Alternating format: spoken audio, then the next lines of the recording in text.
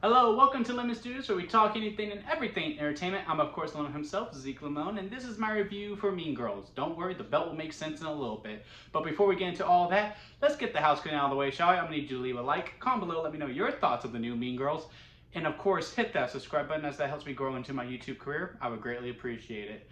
Also, at the theater, they gave us these cool signs as we entered, and I just had to put on display. It's going to be looking good, adding to my collection of posters that are at work. Even my dog has to go see it. That's Crash over there. Now let's get into the review, shall we? So, that 2004 Mean Girls film, to me, I always describe as it was lightning in a bottle. Meaning, it was not supposed to be as popular. It was not supposed to be as good as it once was. They got very, very lucky with their core four, as you will, with the plastics and Katie, or all four of them are the plastics. I mean, Lindsay Lohan, Amanda Sinfield, I can never say her last name, Rachel McAdams. Fudge, I cannot remember the actress who plays Gretchen. But they got really lucky with four young start girls who were really about to break into the mainstream. I mean, Lindsay Lohan has some noise already because she was a child actress who was really growing in from her Disney days. But, I mean, lightning in a bottle. Lightning in a bottle, and it is a phenomenon now. It is very much known in pop culture. They made fetch happen, which very did happen. It did happen, Regina. And, as years passed, it was probably time. But I do believe the original plan was to do a Mean Girls 2 and bring the girls back. And it was supposed to be like dealing with their children in high school and like have like a PTA type storyline or whatever. That's what I heard. That could be totally wrong. But then the girls agreed to do it. And then they heard what they were going to get paid. And then they said, how disrespectful. No, we're not going to do your movie. And then they went, you know what? Let's adapt the Broadway show. And I will say, I am curious to see it now after watching this movie. And I was also very timid going into this because, I mean, how can you do Mean Girls again without just doing a copy and paste of the same exact movie and making sure you have to hit these certain beats? And also, it's a January movie. The narrative of January movies has changed, but still, if your movie's dumped on January, they don't know what to do with it and they don't know how to market it. Which is very true for this movie, because I will say, as the movie starts, and the opening number, it's a musical, by the way. I'm just letting you know because a lot of people apparently didn't.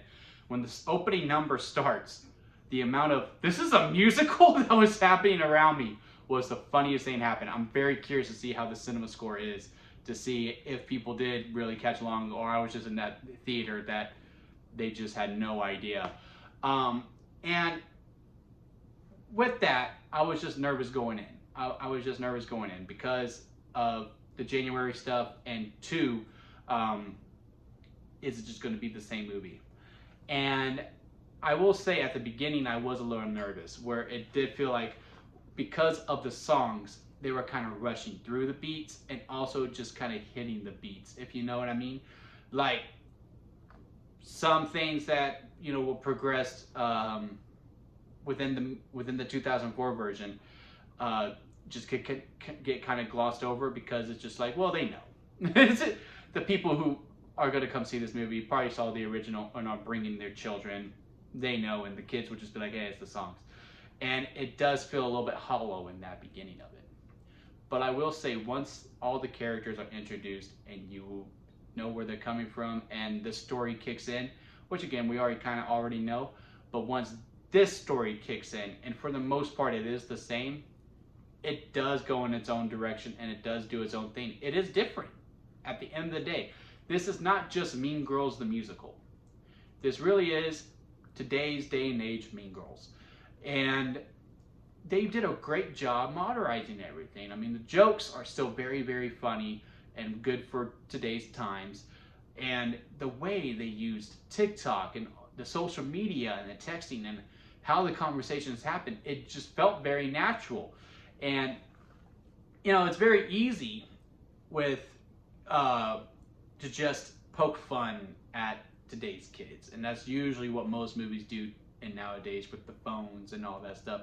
They're kind of just poking fun at them. And this movie they do as well, but it is really done with respect and with attention, and where everyone's related to it, and I don't see how, what is it, Gen Zers now, get offended by it, because it's just like, yeah, that's how we kind of are in high school.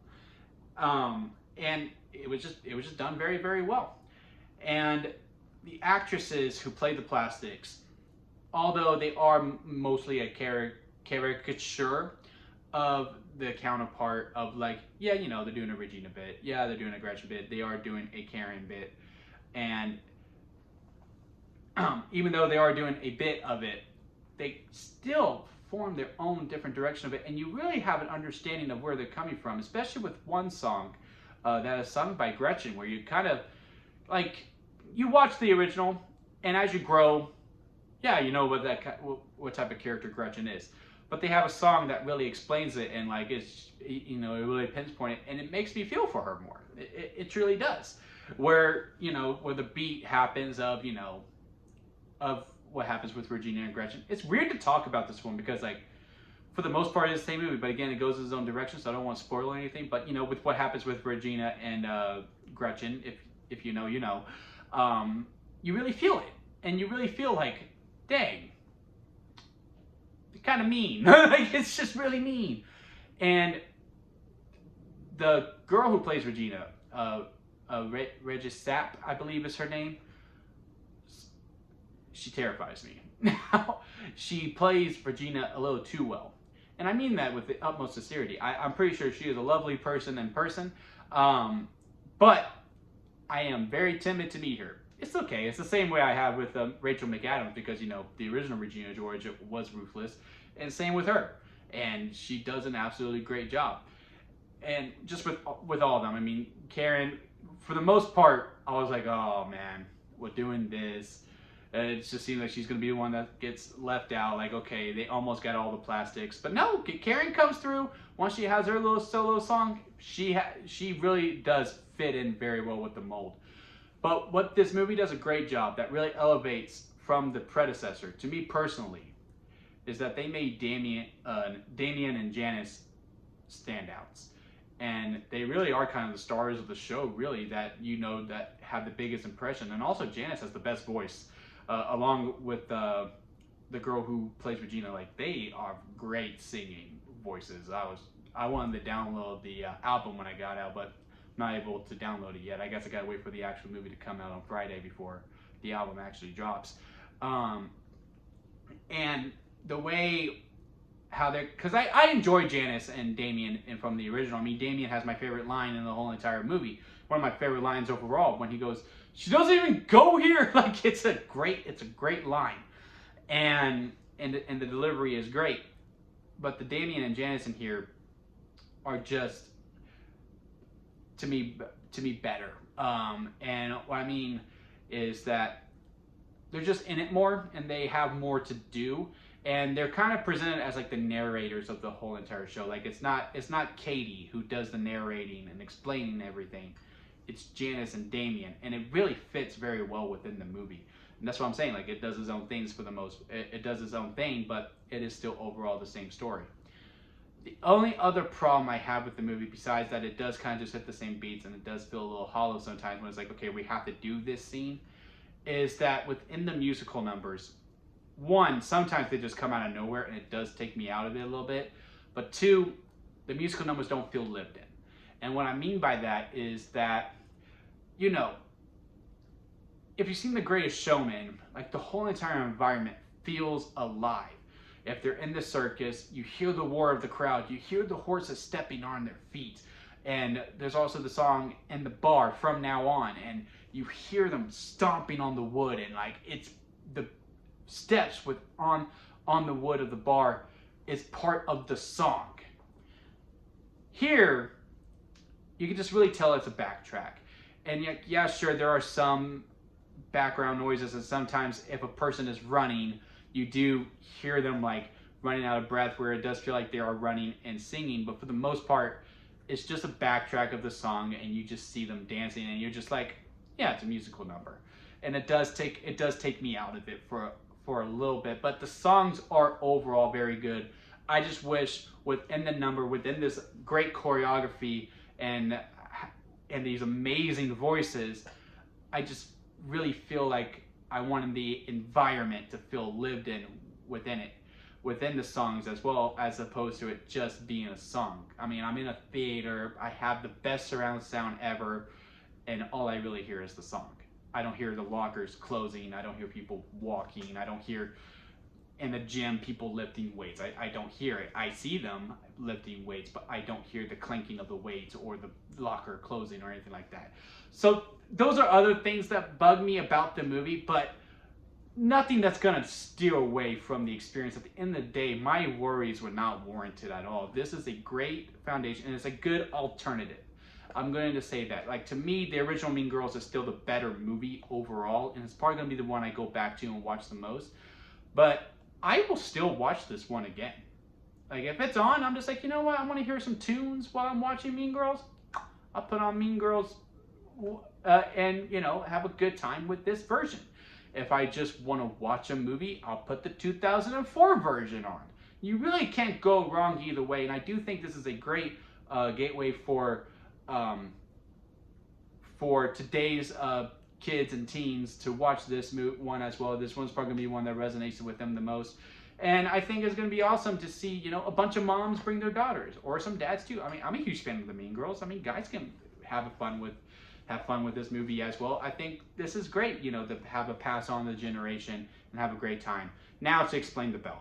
If you stuck around for the 11 minutes, appreciate it. Hit that subscribe button. The belt means every year, you know, it resets. And whatever my favorite movie of the year is, the belt is shown because it is the champion. It is the best movie of the year so far. Now, we are only in January, and it is the second week, and its only competition was Night Swim. But with that being said, Mean Girls 2024 is my favorite movie of 2024 so far. So congratulations, Mean Girls. You deserve the belt. And again, and to me, it is warranted. Usually, you know, it's just a gimme because, you know, the first week is usually a bad movie. But no, I think this might hold it for a couple weeks before the next one. I don't think it's going to be my favorite movie at the end of the year, but hey, we'll see how it goes. But yeah, those are my thoughts on Mean Girls. Comment below, let me know your thoughts of it. And if I had to give it a rating on the lemon scale, where it goes sour lemon, expired store-bought lemonade, freshly squeezed lemonade, and strawberry lemonade at the very top, because that is the best kind of lemonade. This is a lemonade, but we can't just have it be a lemonade, can we? For Mean Girls, no. This is a pink lemonade. It is a pink lemonade, very good movie. You shouldn't be assaulted, I guess, if you watch this movie. It's a fun movie. But yeah, comment below, let me know your thoughts on Mean Girls. Hit that subscribe button if you did enjoy this review, and leave a like. And until next time, guys, I'll see you here at Lemon Studios.